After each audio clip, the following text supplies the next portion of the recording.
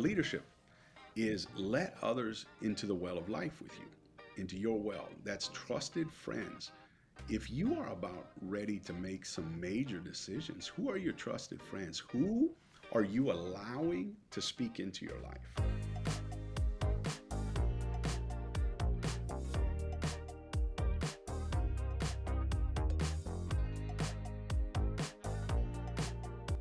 Hello and welcome back to A Higher Purpose, a Vanderbloemen podcast. I am your host, Brett Connolly, and joining me as she does every week, every episode, my co-host, my co-worker, my friend, Sarah Gonzales. Sarah, hey welcome back. Thanks. Good to be back. Yes, no, I'm really excited because this man is incredibly busy, has a lot of stuff coming up real quick, and he is giving us some minutes to talk because he sees the importance of ministering to others. And so I want to quickly introduce Rob Roozeboom. Rob, thank you so much for being here. Really appreciate you joining on. I know you're really busy.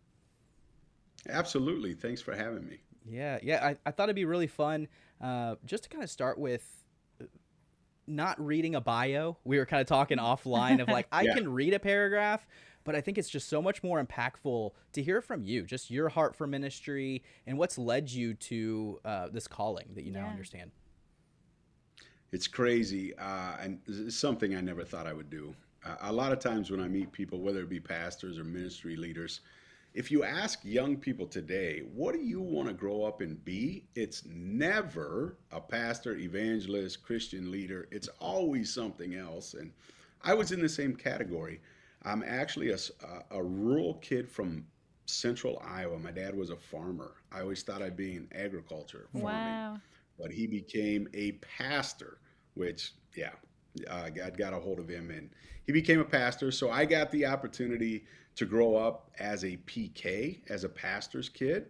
And I thought that is the last thing I ever want to do with my life is anything close to that. And it was actually in college that God got a hold of my heart. We'll probably talk about it a little bit more, but wrestled as a teenager a lot through what we'll be talking about. And it was in college. God got a hold of my heart. I was in some Bible classes, and the Old Testament became so real to me.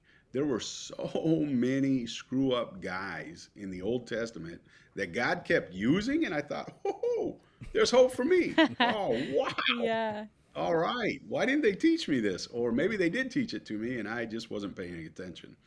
And all of a sudden, the Bible became so real. And I thought, I want other people to experience that, especially young people. Yeah. And God started working in my heart. And the next thing I know, I'm launching a ministry as I graduate college at 25 years old. Wow. And now here we are 23 years later. May 1, we just celebrated 23 years. God has allowed me to do this ministry that I never wanted to do in the first place, which is crazy. Wow. Wow. That is so cool. That's awesome to hear just how the Lord has kind of done that for you and aligned your steps with him. Tell me about what that was like to step out on that limb at 25. What was it like to start a nonprofit at 25? So the crazy thing is, I have a daughter graduating this Saturday. And she said to my wife and I just this week, she goes, Dad, you know that if I was mom, I'd be getting married next year. My wife and I got married young. We're going on 27 years of marriage. Wow. So by the time I was 25, I think we were already married 4 years. So I'm going to college. I'm a husband.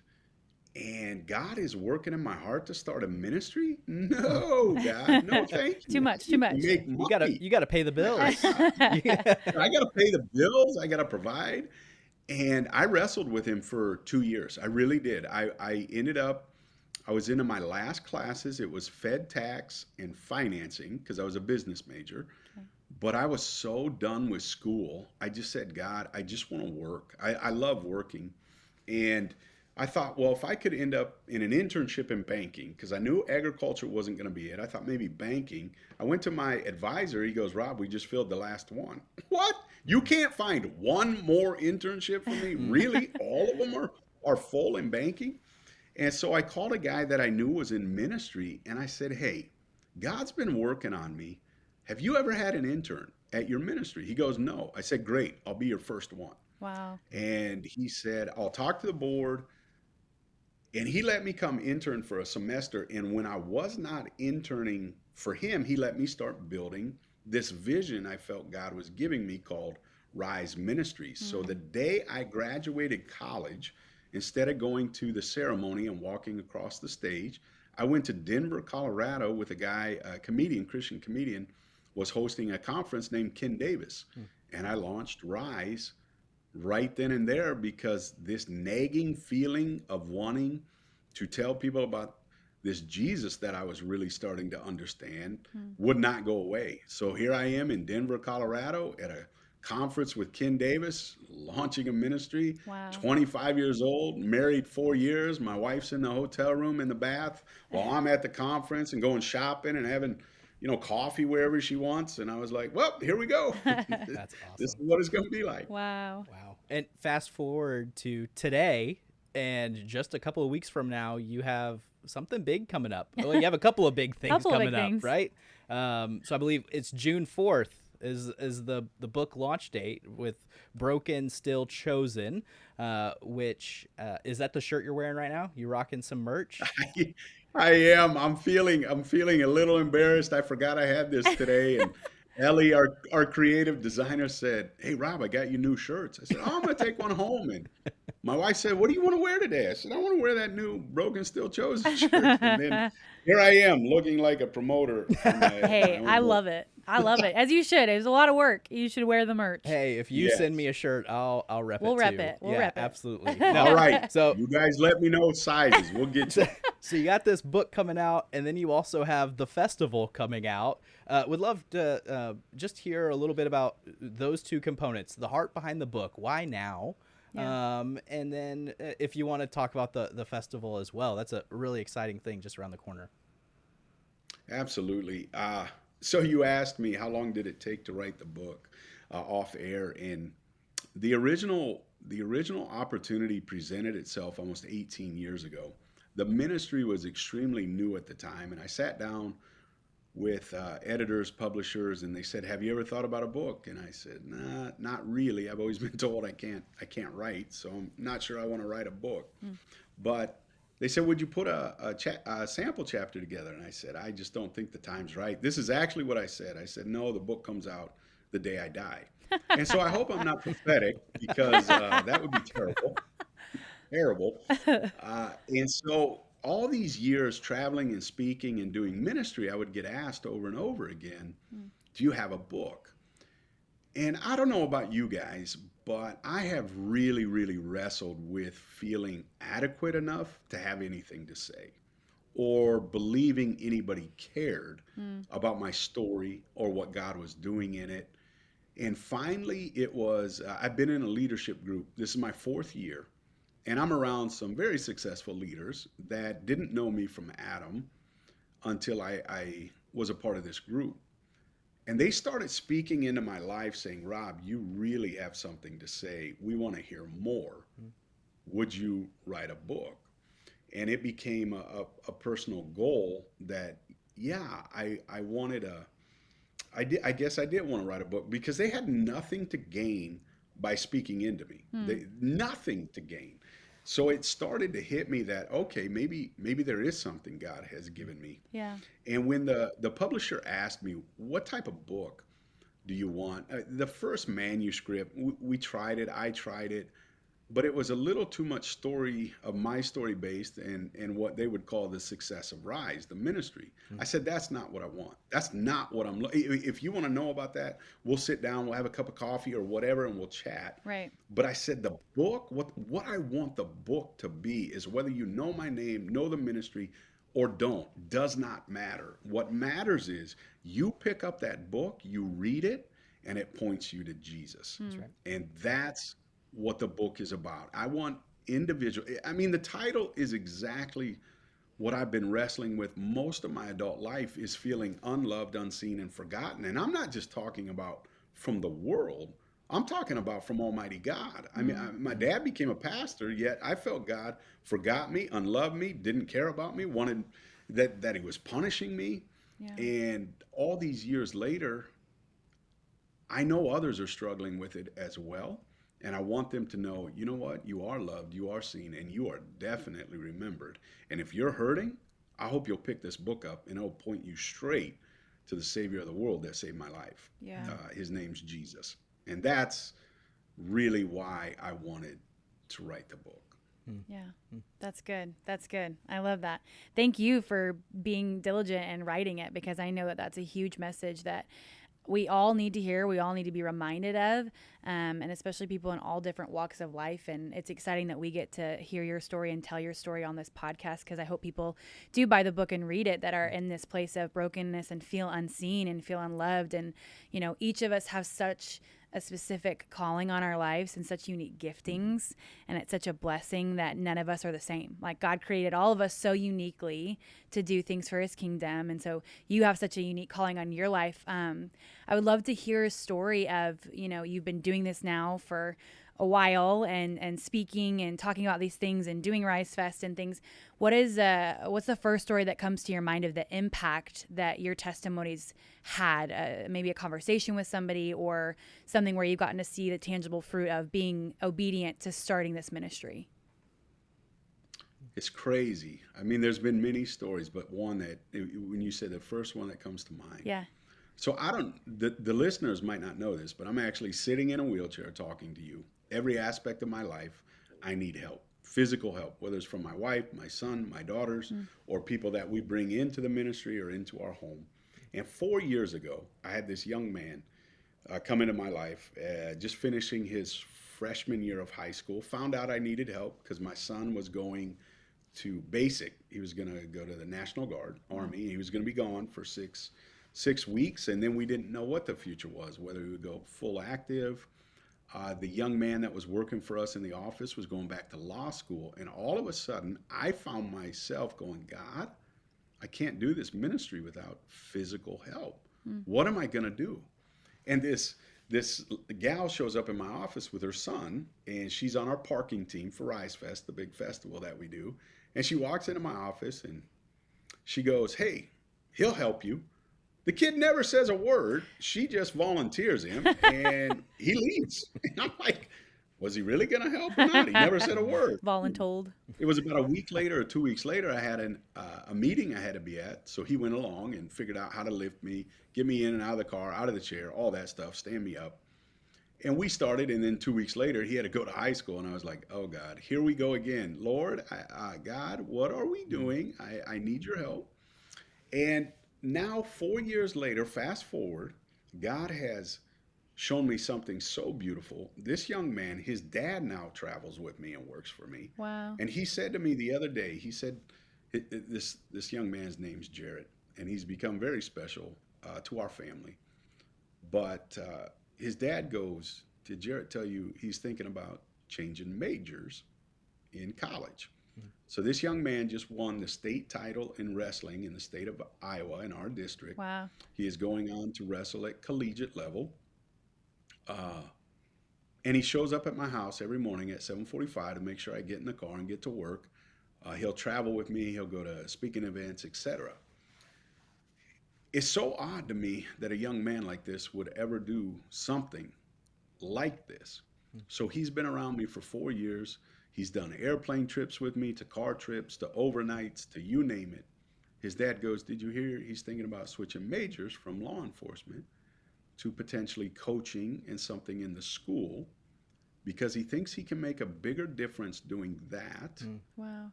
And he wants to make a bigger difference after what he's seen over the last 4 years. Wow. Wow. So that's the one that grabs me right now. Yeah. Oh. That's awesome, because that's really the heart of the podcast. Yeah. is understanding your calling, you know, and going through that, figuring out the kind of the waters, because you go from one stage to another. You were discussing it in your own personal story of now your family's growing, and am I jumping off the deep end here? Right.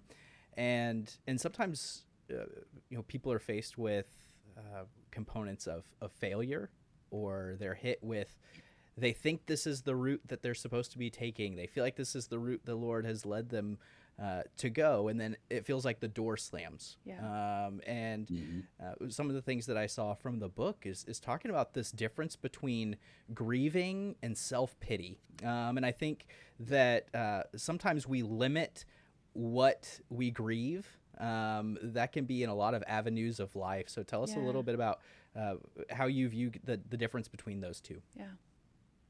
What's so crazy is I feel God has had me in a desert for almost 3 years, maybe a little bit longer. And being in the desert, I had to learn what you're talking about. This idea of grief.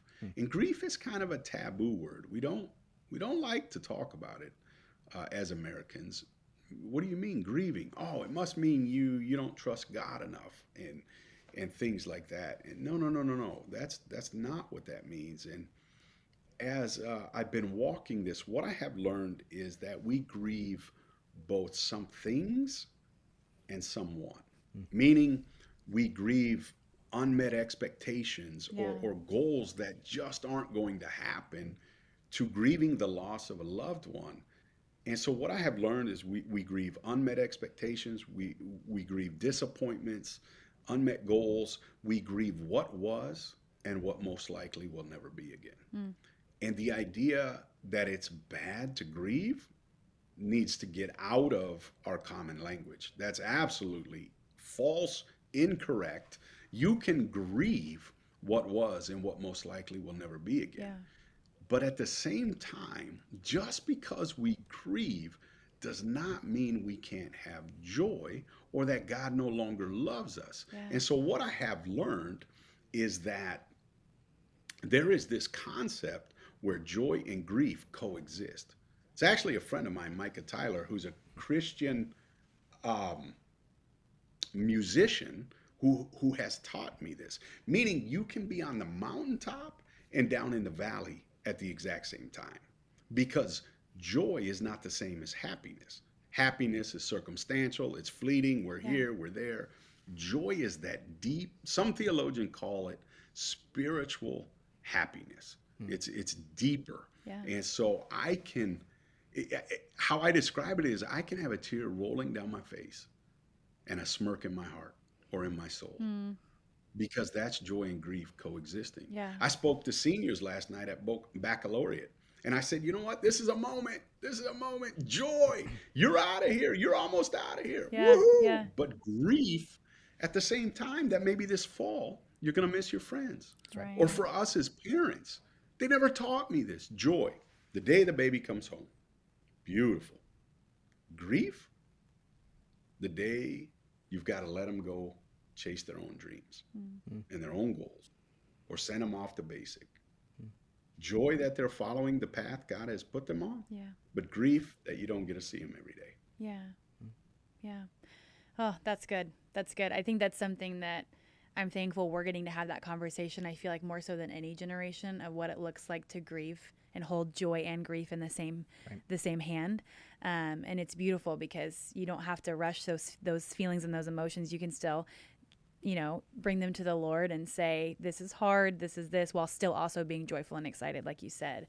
I would love to ask you too, if you could go back, and I know that everything you've done has led you to where you are. It's not a, do you have regrets? It's more of a, what would your advice be to somebody who's just getting out of college, or maybe they didn't attend university, they did trade school, whatever it is, they're embarking on this journey. Maybe they feel the Lord calling them to something, or feel the urge to switch a career path or change their major, or whatever that looks like, that they're preparing to go into the workforce.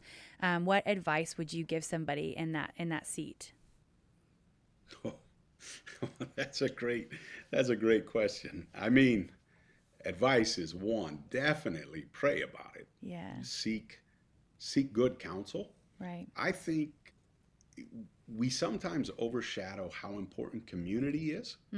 And what I mean by that is we were never meant to walk this life alone. Right. And big decisions come up. And sometimes, mom and dad are the right person to talk to. But other times, I've learned this from the John Townsend group in a leadership, is let others into the well of life with you, into your well. That's trusted friends.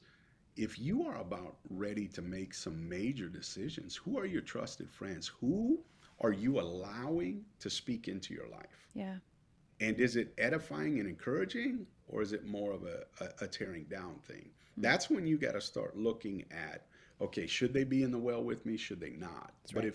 if you're saying, oh Lord, I don't know what you're calling me to or how to go through this, then I think I would definitely seek good counsel. Obviously pray about it, but I do it all the time. I've got some awesome gentlemen God has given me, Yeah. and I ask them for advice all the time. Yeah. Yeah, what do you think? Should we go this route or that route? I'm going to do that probably after after this podcast today on a particular topic that I've got that I'm just unsure of exactly what is God saying. Yeah. The other thing is, do not let fear hold you hostage Mm. or anxiety. Meaning, yeah, I wrestled when God called me to ministry. My beautiful wife, who we're almost going to celebrate 27 years later this fall, did not like I went into ministry. She was against it for the first 2 years. And then when I was ready to quit because I was beat up about year 10, she told me I couldn't quit then because our kids would have experiences other kids don't have. And she was so right. Uh, there's times where it is not going to make sense on paper. Yeah. I don't care how many ways you dice it up, think about it, the pros, the cons, you write all the list. If God's calling you to it, you can run. Go ahead. Be Jonah. I don't care. He'll find you. I mean, that's just Yeah. the way it's going to be. Yeah. And eventually he wins, right? I mean, I told you I did not want to do ministry, but I can't imagine doing anything different right now. Right. Right. And I would say, yeah, in good counsel, pray. Sometimes you just gotta, there's this difference between risk and gamble. You gotta take risk, but don't gamble everything. Yeah. That's where discernment and wisdom comes in. Right. But Right. you can risk. I've had a friend teach me that, and risk is not a bad thing. Yeah. It's not a bad thing. Yeah. It gets your blood flowing. No, and So, you had talked about man, seeking advice from others, and I think it's important who's in your circle, and as yes. I come from next gen ministry, and time again, that's a common denominator. They're like, I know I'm supposed to read the Bible, I know I'm supposed to pray, and a part of your book, and I don't want to buy the book June 4th. I don't want to, the secret sauce, but you're talking about renew the mind, right? There's a portion in there Yes. that I thought was really moving, and that there was a part in there talking about healthy community. And I don't think that can be overstated for young people wrestling with what's my next step. Because I think the way the enemy loves to attack us is making us feel like we're on an island. Right. When in reality, there are a lot of people going through similar things. So maybe there's people at similar age, but maybe there are some mentors that could be speaking into my life that I'm just not seeking that out. And I think that's a really important missing piece with a lot of people. And maybe they're not called to ministry, but let's talk it out. Let's prayerfully consider it. Because we can't have a world full of senior pastors. That would not be a world that I want to live in. That we can't have a whole world full of student pastors. I certainly don't want to live in that world. But we all have giftings, and so having people pour into us as well helps us combat that burnout that often happens with ministry. That can happen. So yeah, absolutely. Rob, I just want to end with what's your hope for this book? What do you hope that the Lord gets to do through it? That what I mentioned before, that if somebody picks it up, it ultimately points to his son, Jesus. Yeah. At the end of the day, if you're feeling broken and unseen, unloved, or forgotten, that it would just remind you there is a God that loves you so deeply. Yeah. And when bad things happen, it doesn't mean he's punishing you. I think that's the hardest lesson I've had to learn growing up is things just happen sometimes. Yeah. We live in a fallen world. That's the way it is. But He still loves you. He still sees you. He wants a relationship with you. Yeah. The other thing that I hope it does is makes you laugh a little bit. I really do. There's some awkward moments in the book. A guy that lives in a wheelchair and needs help all the time, you end up in some peculiar places. So yeah, it's good story material. Yeah, yeah, I love that. Well, thank you so much for your obedience to write the book and to start this ministry when God called you to it. I know you've touched a lot of lives and will continue to. And for years to come, people will pick up this book or attend Rise Fest or encounter your ministry in some way and their lives will be touched. So thank you, Rob. And thank you for coming on the podcast. I know you got a busy couple of weeks. June 4th, we're excited about it. Can't wait to see what the Lord does through the book. But thank you so much for being on the show. Thank you, Rob. Thank you guys. Appreciate it. Yeah. Well, hey guys, thank you so much for listening to A Higher Purpose, a Vanderbloemen podcast. If you want to listen to our other episodes, you can go to vanderbloemen.com/podcast. You can also follow us on any of our social media. We're on Instagram, TikTok, X, as well as LinkedIn. And if you want to subscribe to our YouTube channel, please go ahead and do so. If not, you can listen to our podcasts on Apple Podcasts as well as Spotify. Thank you so much. We'll see you guys next time. Hey listeners, we're wrapping up the end of season 1 for A Higher Purpose. Thank you so much for tuning in. I hope you've gained some great insights along the way because I know I have. We're going to be taking a short break before kicking off season 2, but be sure to follow us on social media at A Higher Purpose Podcast so you'll be the first to know when we're back. We'll see you soon.